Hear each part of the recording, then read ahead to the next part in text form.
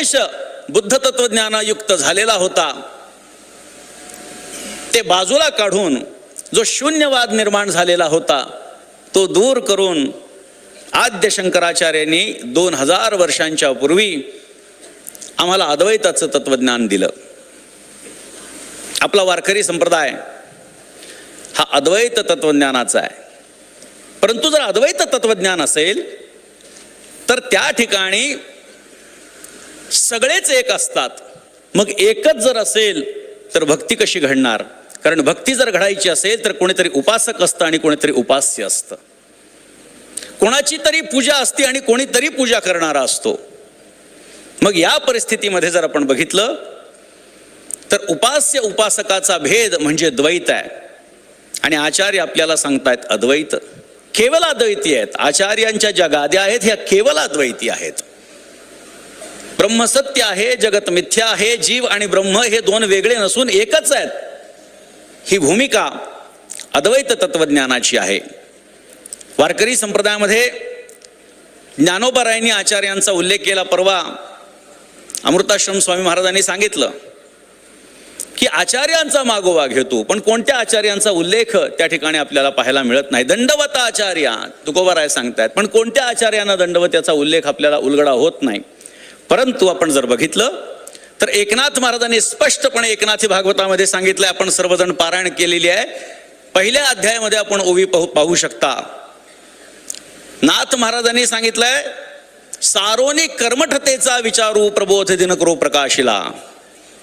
आचार्य वंदू आचार्य शंकरो जो ग्रंथार्थ विवेक चतुरू सारोनी कर्मठतेचा विचारू प्रबोध दिन करो प्रकाशिला.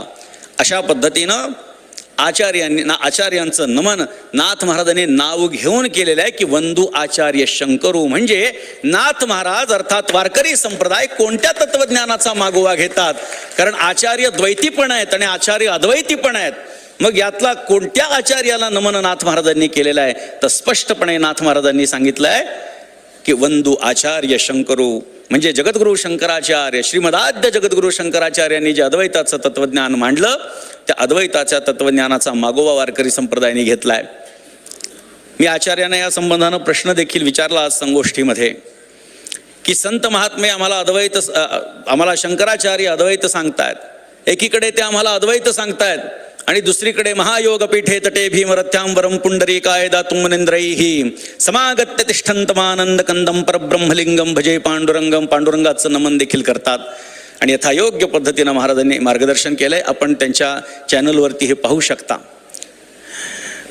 मी प्रश्न असा केला की आचार्य जर अद्वैतवादी आहेत मग या ठिकाणी द्वैताचा पुरस्कार ते कसा करतात? कारण ज्या अर्थी पांडुरंगाचं वर्णन करतात त्या अर्थी कोणीतरी ते उपास्य आहे आणि ज्या अर्थी कोणीतरी वर्णन करताय त्या अर्थी कोणीतरी उपासक आहे. तर याचा सुवर्ण मध्य हा त्या ठिकाणी गाठल्या गेलेला आहे. वारकरी संप्रदाय हा असा संप्रदाय आहे की जो अद्वैतही मान्य करतो आणि द्वैतही मान्य करतो. पण याचं एकत्रीकरण येणार कसं? याची जोडगोळी लागणार कशी? तर एक महत्वाचं वाक्य त्याच्या समोर पुढे आलं. भक्त्यर्थम कल्पितम द्वैतम अद्वैतादपि सुंदरम. भक्तीसाठी कल्पिल्या गेलेलं द्वैत हे अद्वैतापेक्षाही श्रेष्ठ आहे हे मधुसूदन सरस्वतीने आपल्याला सांगून ठेवलेलं आहे. आणि हीच भूमिका वारकरी संप्रदायाची आहे. वारकरी संप्रदाय हा अद्वैतवादी संप्रदाय आहे, परंतु तो परमात्मा ज्ञानोबारायांचं एक सुंदर वाक्य आहे. त्यांनी असं सांगितलंय, तू माझा स्वामी मी तुझा रंक पाहता न दिसे वेगळीक.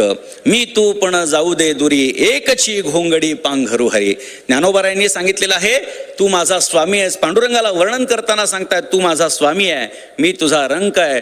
परंतु मूलतः जर पाहायला गेलं तर पाहता न दिसे वेगळीक. तुझ्यात आणि माझ्यात काही वेगळीक नाही. हे वारकरी संप्रदायाचं तत्वज्ञान आहे.